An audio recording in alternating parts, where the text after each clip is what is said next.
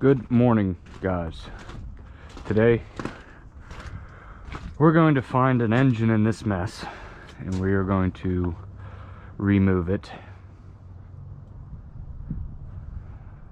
Looks exciting. Looks like a lot of fun. Not. Somewhere in there's an engine, I promise. We have a C7 Cat we have to pull out. I just purchased this truck a couple months ago, and the only reason I purchased it is for this bed. I saw it online. I do not like the GMC top kick style trucks at all, but the bed, I mean, just would you look at it compared to the Freightliner bed, which is, as you can see, perfect. I got some zip screwed panels up here. I was originally going to take that bed and put it on this truck. It was going to fit perfectly, no gap, until a buddy of mine, as you guys seen in my last videos, wanted to sell me a Kenworth. So that's what I'm going to do instead. This truck is going to be for sale. Freightliner is going to be for sale. I'm going to replace the motor in this truck, put this truck on the road while the Freightliner is for sale, and once the Freightliner is sold, get the Kenworth home, and then this bed is going to go on the Kenworth. What I'm going to do on the Kenworth, there would be a gap in between again, but I'm going to build a nice box to put my welder in and keep it under cover with vents on both doors, gets the airflow through, and it should be a nice looking rig by the time I'm done. But like I said, as you can see, this bed here is just clean. Like I said, we got to find the motor that's supposedly in here somewhere. You can see a lot of it through the cab. Get this thing out of here. Get out of here. We don't want you.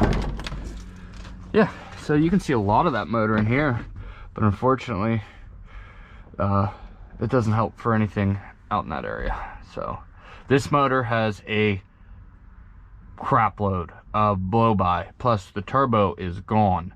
I really should have paid attention to that when I bought the truck, but I didn't, so you'll have that, I guess. Like I said, I was more interested in the bed. I got a buddy coming to help me get this hood off, so yeah, let's get started.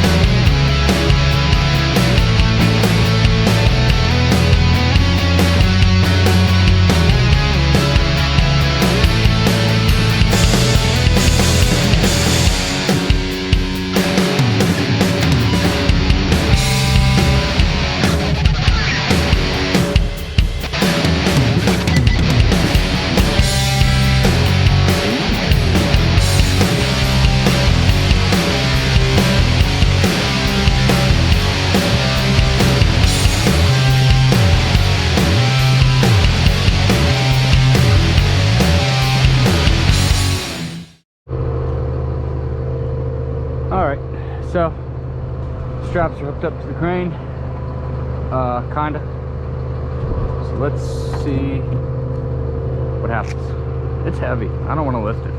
I lied. I needed that pallet. It's going onto that, and then maybe undercover if I can find some. The shop's a little full, so here we go. What do we need? Out, a little out, a little out.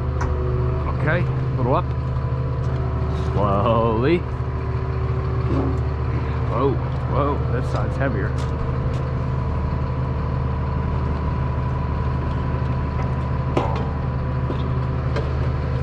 Oh no, leakage. Okay, what are we hitting on? Anything? What's that? Oh, that stuff. Just clips. All right, we gotta take these clips off, I guess. Can I get, oh man, can I get to them under here? What are you on? Gotta get that off, I guess. So much wiring. Why do you get, I hate, what happened to the old stuff? You didn't need any of that. All right, anything else connected? Nope, you're just in my way. Thank you. Oh, what was that? Oh, the 3 clamps that someone decided to put on that. All right, so this way.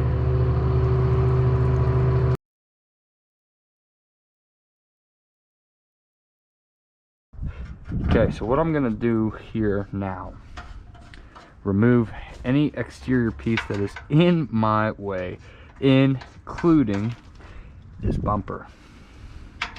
I think. Question is, do I take the bumper, just these couple bolts, or do I take it all? I'm just gonna, less is better, right? Will you come off? Oh, it did. Came right off. All right, we're just gonna loosen this one. Stay there for a minute. It like sprung. It's probably bent. No, everything else on the shirt. Stay there. All right, we'll take this one.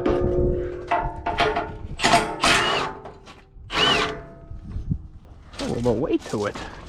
It's gonna look like a junkyard around this motherfucker. Whoops, I swore. My bad. Okay. The other way. Go there. I'm gonna take you though. Thank you. Thank you. Bolts and holes. Bolts and holes. I gotta have me my bolts and holes. I'm not so much worried about getting this one out as I am getting the other one in with minimal damage. Is that a steel line? Where are you going to? That. Get off.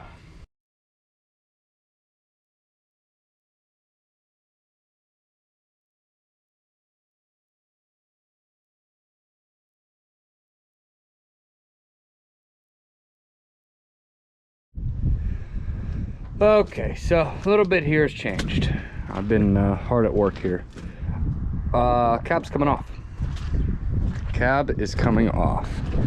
I took a minute and looked everything over, and for me, in my situation, I'm not in a shop. I don't have a nice engine hoist. I don't even see how an engine hoist would really work, but people have claimed they got this out without taking the cab off. Well, I'm here to tell you I'm not going to do that. There is really nothing to this cab. Most of the wire harness just literally unplugs. Like, this cab is made to come off very easily without fishing things through the firewall. I obviously took the master cylinder out, disconnected the steering shaft, disconnected the clutch. Right now I am working on disconnecting the emergency brake and disconnecting the PTO engagement. I'll show you that here. So emergency brake needs disconnected, PTO needs disconnected. I gotta finish taking the shifter off and then remove bolts and pull. I mean, it's truly not that stack. Got to get the stack off, which I think I'm just going to disconnect it from the down tube there and get it off.